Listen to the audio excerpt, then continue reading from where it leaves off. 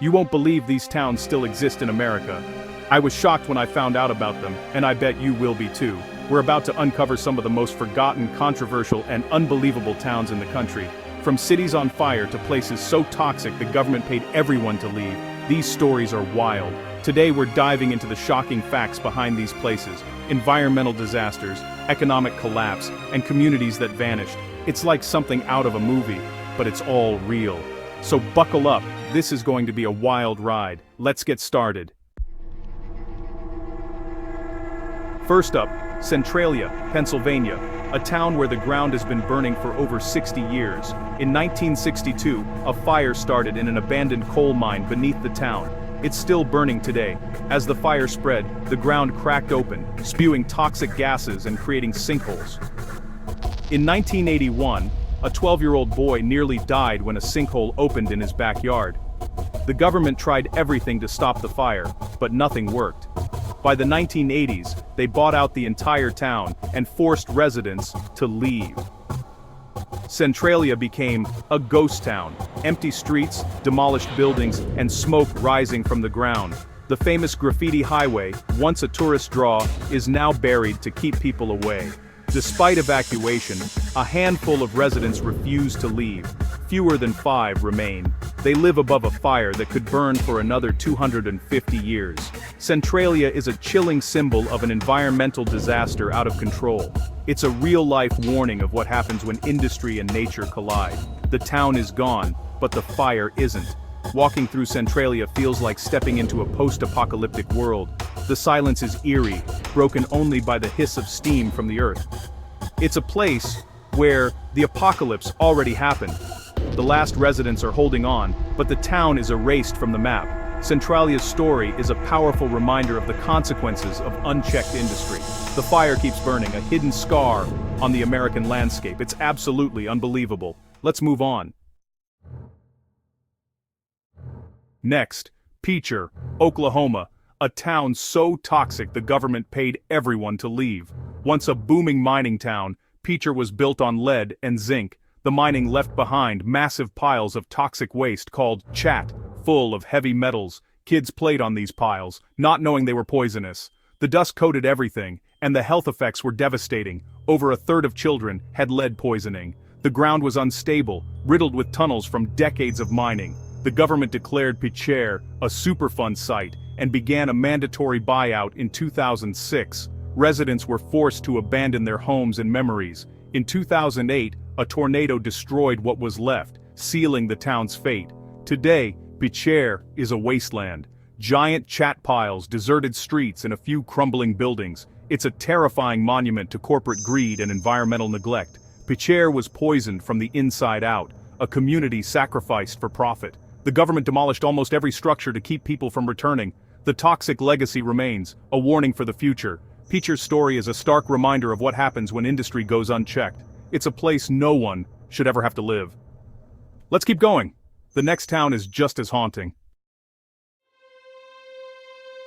Now, Cairo, Illinois, a town at the southern tip of the state, where the Ohio and Mississippi rivers meet. Once a prosperous port city, Cairo's history is marked by racial violence, economic collapse, and devastating floods. In the early 1900s, Cairo was booming, but racial tensions simmered beneath the surface. The civil rights movement brought these tensions to a head. Boycotts, protests, and violent backlash tore the community apart. Businesses closed, white residents fled, and the population plummeted from over 15,000 to less than 1,500. The town never recovered. Today, Cairo is filled with abandoned buildings and empty streets, a landscape of decay. Magnificent historic structures stand vacant, slowly being reclaimed by nature. The downtown is a ghost town, a reminder of economic and social collapse. Flood walls protect the town, but also box it in, making it feel isolated. In 2011, a historic flood nearly wiped Cairo out, causing even more damage. The story of Cairo is a tragic lesson in what happens when hate and decline go unchecked. The few remaining residents fight to keep their community alive, but the odds are against them. Cairo is a living monument to a troubled past. It's a powerful reminder of America's struggles with race and poverty. Walking through Cairo is like stepping into a post-apocalyptic world. The scars of history are everywhere. Let's see what the next town reveals. Now for something different. Body, California, a perfectly preserved Wild West ghost town. In the late 1800s, gold was discovered here, and Body exploded overnight. At its peak, nearly 10,000 people lived here, prospectors, merchants, and outlaws. Body was wild, famous for its saloons, brothels, and gunfights. But as the gold ran out, people left just as quickly. A fire in 1932 destroyed much of the business district, accelerating the decline. By the 1940s, Body was almost completely abandoned. In 1962, it became a state historic park, preserved in arrested decay. Buildings are left exactly as they were, with furniture, goods, and even school lessons frozen in time. Walking through Body is like stepping into a time machine. About 100 buildings still stand, scattered across the desolate landscape. You can peer into homes, stores, and the old saloon. Everything left as if the occupants just stepped out. Body isn't commercialized or rebuilt for tourists. It's the real deal. The harsh climate has helped preserve the wooden structures. Body is a tangible link to the Wild West, a reminder of dreams and hardships. It's a town that died, but its ghost lives on for us to see. Let's head to our next story. Next, Gary, Indiana, a city once built as the perfect industrial town by U.S. Steel. For decades, Gary was a symbol of prosperity, with good jobs and a booming population. But when the steel industry collapsed in the 1970s and 80s, so did Gary. The population plummeted from 180,000 to around 65,000. As jobs vanished, poverty and crime soared. Grand buildings like the City Methodist Church and Palace Theater were abandoned, left to decay. Today, a third of all homes in Gary are empty or derelict. Some neighborhoods look like ghost towns, block after block of abandoned houses and overgrown lots. Despite the decay, thousands still call Gary home, fighting to revive their city.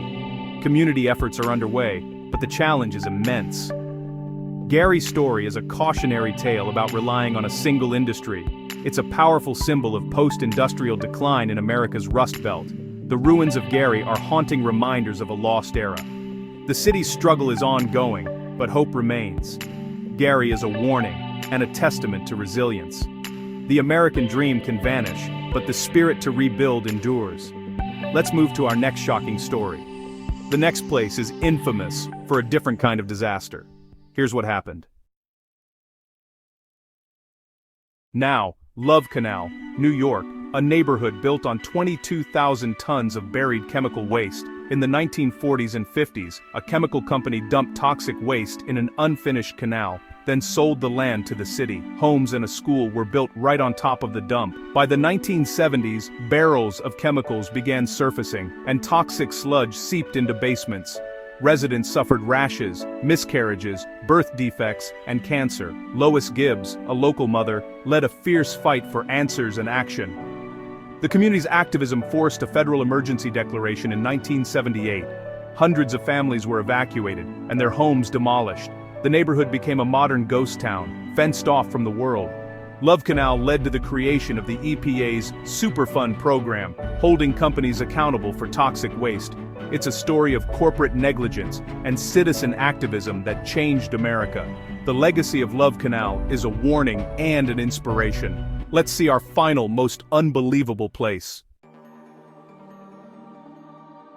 Finally, Slab City, California, the last free place in America. Built on the concrete slabs of a former military base, Slab City is an off-the-grid, lawless community in the desert. There's no running water, electricity, or law enforcement. Residents live in RVs, buses, and makeshift shelters, creating a unique, self-sufficient society. Life here is harsh. Scorching summers, scarce resources, and total independence. People rely on solar panels for power and haul in their own water. Despite the lack of rules, a social structure has emerged, with permanent residents and seasonal visitors. The community has a library, a music venue, and even a skate park. Salvation Mountain, a massive, colorful art installation, welcomes visitors at the entrance. East Jesus, an outdoor art museum made from recycled junk, showcases the creative spirit here. But freedom comes with risks, no police, and disputes are settled internally. The lack of regulation attracts people from all walks of life, including those with nowhere else to go. Slab City is a paradox. absolute liberty but also unpredictability and danger. It challenges our idea of what a town can be. Slab City exists in a legal gray area, a testament to the human desire for freedom and community. It's a place of creativity, resilience, and raw humanity. Against all odds, it survives, and that's what makes it the most unbelievable place on our list. That's a wrap on 7 of the most unbelievable towns in America. Which one shocked you the most? Let me know in the comments. Thanks for watching all the way to the end. If you enjoyed this, hit subscribe and turn on notifications for more wild stories. We have more incredible places to share, so stay tuned. See you in the next one.